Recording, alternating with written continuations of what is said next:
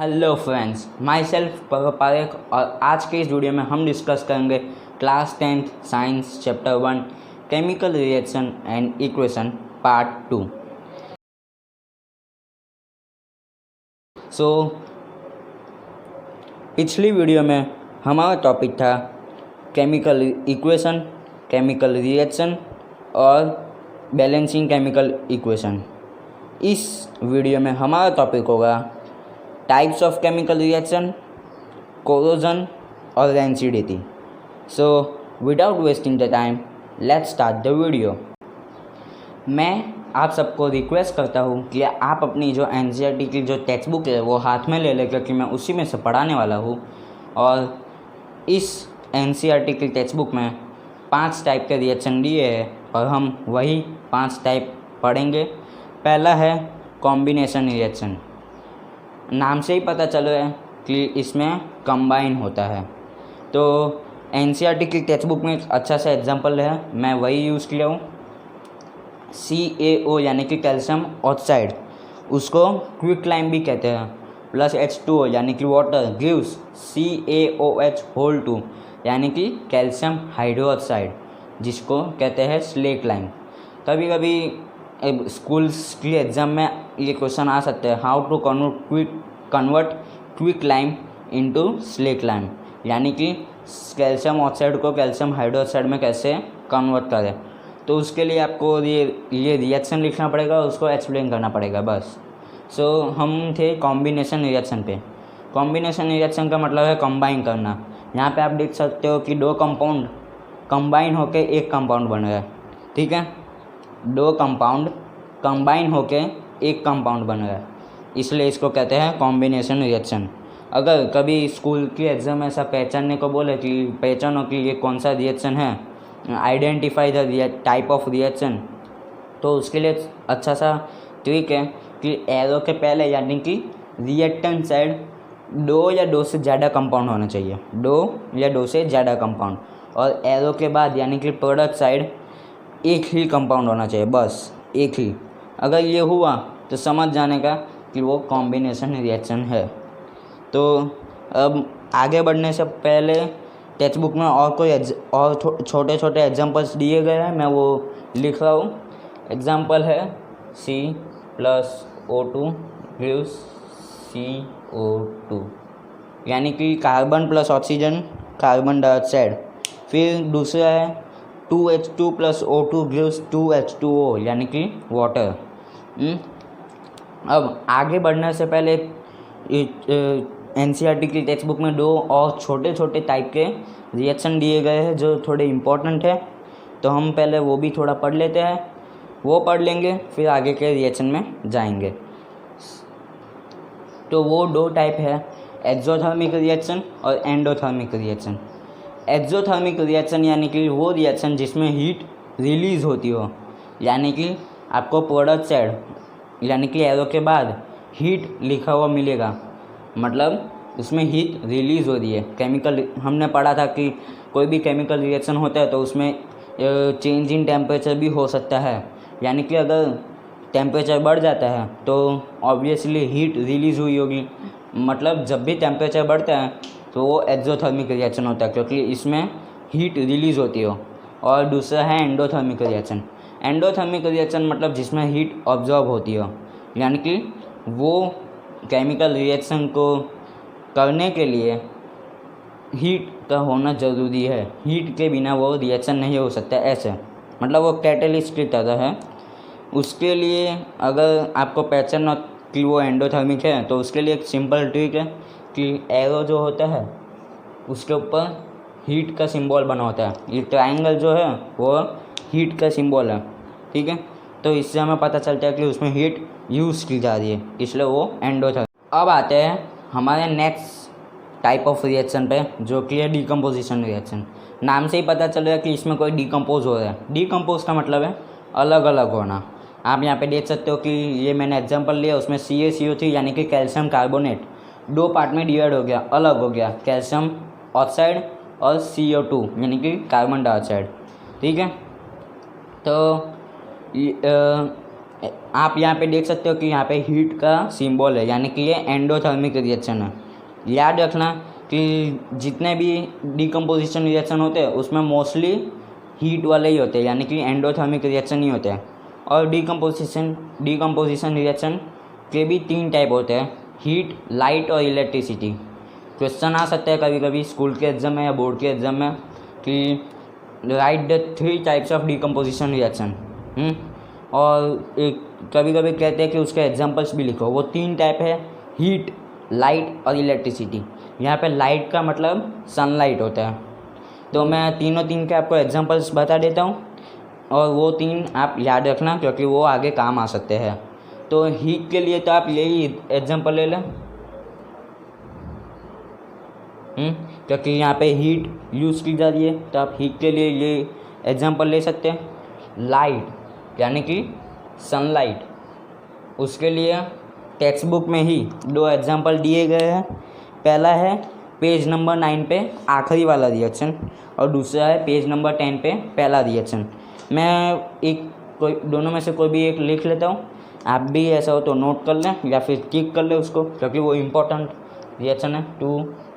2AgCl gives 2Ag + Cl2। ये equation balance ही है पहले से। और जो दूसरी इक्वेशन है वो यहाँ पे Cl की जगह Br आएगा, बस बाकी सब सेम है। Br मतलब bromine. 2AgBr gives 2Ag + Br2, बस Cl की जगह Br आएगा, वो दूसरा रिएक्शन है, ठीक है। और हाँ, ये भी याद रखना कि ये वाला रिएक्शन और जो Br वाला मैं अभी बोला, वो दोनों reaction black and white photography में यूज़ किए जाते हैं। ब्लैक एंड वाइट फोटोग्राफी, कभी कभी 1 मार्क में सवाल आता है कि write the reactions which are use in black and white photography, तो उसमें आप ये वाला रिएक्शन और वो दूसरा वाला रिएक्शन भी लिख लेना, दोनों इम्पॉर्टेंट है। अब तीसरा है इलेक्ट्रिसिटी वाला रिएक्शन, तो उसका एग्जांपल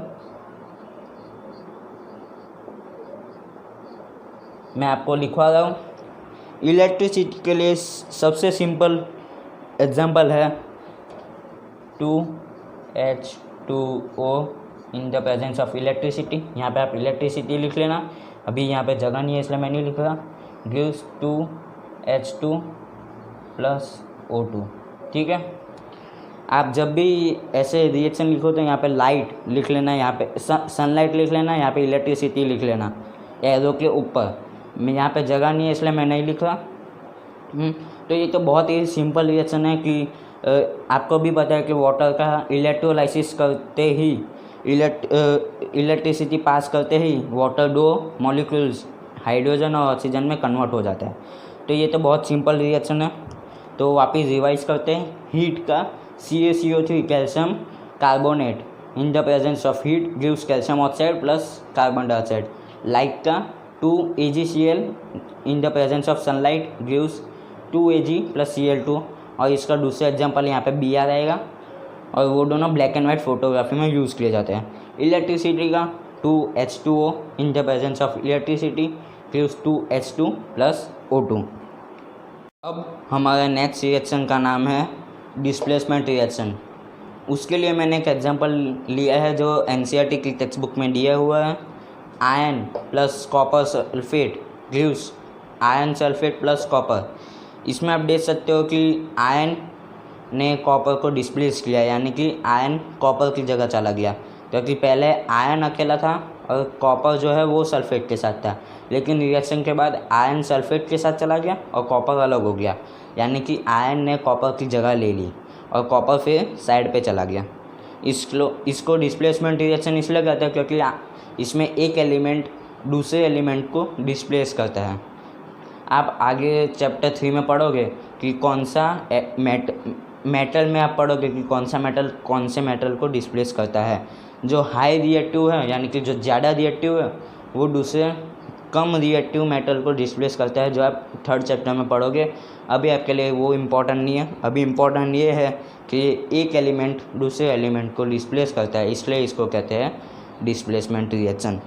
टेक्स्ट बुक में और एक रिएक्शन है, वो है यहाँ पे आयन की जगह जिंक है, Zn plus CuSO4 gives ZnSO4 plus Cu। ठीक है, तो अब नेक्स्ट रिएक्शन है double displacement reaction. Displacement reaction जैसा ही है ये भी, लेकिन इसमें 2 एलिमेंट डिस्प्लेस होते हैं। उसके लिए मैंने एक टेक्स्ट बुक का एग्जांपल लिया है, Na2SO4 यानी कि sodium sulphate plus BaCl2 barium chloride gives barium sulphate plus sodium chloride.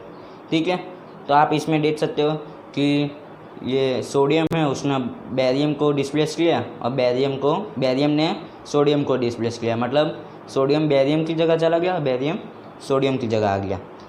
तो आप बोलोगे कि इसमें कौन सी नई बात है, डिस्प्लेसमेंट रिएक्शन में भी ऐसा ही था कि एक उसमें मैंने एग्जांपल दिया था कि Fe plus CuSO4 gives FeSO4 plus Cu। उसमें भी आयन ने कॉपर को डिस्प्लेस किया था, तो कॉपर आयन की जगह चला गया था।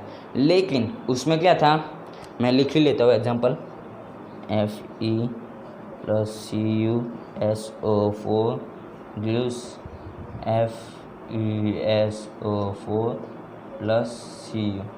ठीक है, ये मैंने लिख लिया। इसमें आप देख सकते हो कि यहाँ पे एक एलिमेंट है और एक कंपाउंड है। कंपाउंड मतलब 2 एलिमेंट या 2 से ज़्यादा एलिमेंट से बना हुआ एक जो मॉलिक्यूल होता है उसको कहते हैं कंपाउंड। मतलब इसमें 2 एलिमेंट है, यहाँ पे एक ही एलिमेंट है। मतलब डिस्प्लेसमेंट रिएक्शन में सिर्फ एक एलिमेंट होता है, एक कंपाउंड होता है, इसलिए उसमें सिर्फ सिंगल डिस्प्लेसमेंट होता है। लेकिन यहाँ पे दोनों कंपाउंड है, दोनों कंपाउंड में एलिमेंट ने एक दूसरे को डिस्प्लेस किया, इसलिए इसको डबल डिस्प्लेसमेंट कहते हैं। ठीक है, अब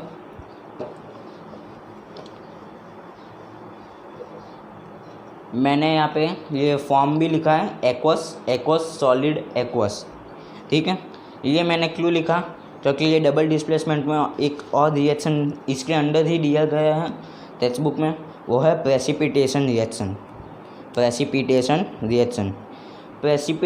रिएक्शन वो रिएक्शन है जिसमें रिएक्शन के बाद एक कंपाउंड प्रेसिपिटेट फॉर्म में होता हो, यानी कि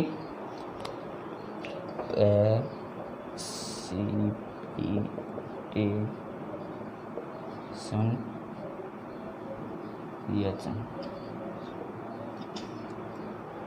रिएक्शन के बाद एक कंपाउंड प्रेसिपिटेट फॉर्म में होता है, यानी कि एक कंपाउंड सॉलिड के फॉर्म में होता है।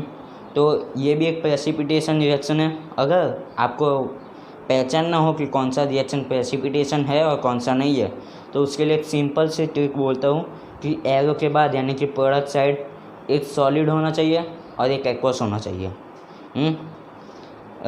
इसमें तो 2 ही कंपाउंड है इसलिए चलेगा, लेकिन अगर तीन या 3 से ज़्यादा कंपाउंड हो तो उसमें एक सॉलिड होना चाहिए और बाकी सब एक्वस होने चाहिए। ठीक है, एक सॉलिड और बाकी सब एक्वस, तो वो प्रेसिपिटेशन रिएक्शन होगा। ठीक है, अब हमारा नेक्स्ट रिएक्शन है oxidation and reduction reaction. Oxidation reaction यानी कि वो रिएक्शन जिसमें कोई एलिमेंट ऑक्सीडाइज हो रहा हो, यानी कि वो ऑक्सीजन के साथ कंबाइन हो रहा हो। आप देख सकते हो कि इसमें ये रिएक्शन में कॉपर ऑक्सीडाइज हुआ है, यानी कि कॉपर ऑक्सीजन के साथ मिल गया है, इसलिए इसको कहते हैं ऑक्सीडेशन रिएक्शन। और रिडक्शन रिएक्शन यानी कि वो रिएक्शन जिसमें से कोई भी कंपाउंड में से ऑक्सीजन रिड्यूस हो रहा हो या फिर रिलीज़ हो रहा हो। आप इसमें ये रिएक्शन में देख सकते हो कि कॉपर ऑक्साइड में से ऑक्सीजन अलग हो गया और हाइड्रोजन के साथ मिल गया। ठीक है, और मैं आपको एक पॉइंट बताना चाहता हूँ कि एक ही रिएक्शन में ऑक्सीडेशन और रिडक्शन रिएक्शन होता है और उसको कहते हैं रिडॉक्स रिएक्शन। अब आप बोलोगे कि इसमें तो सिर्फ रिडक्शन ही हुआ, ऑक्सीडेशन कहाँ हुआ?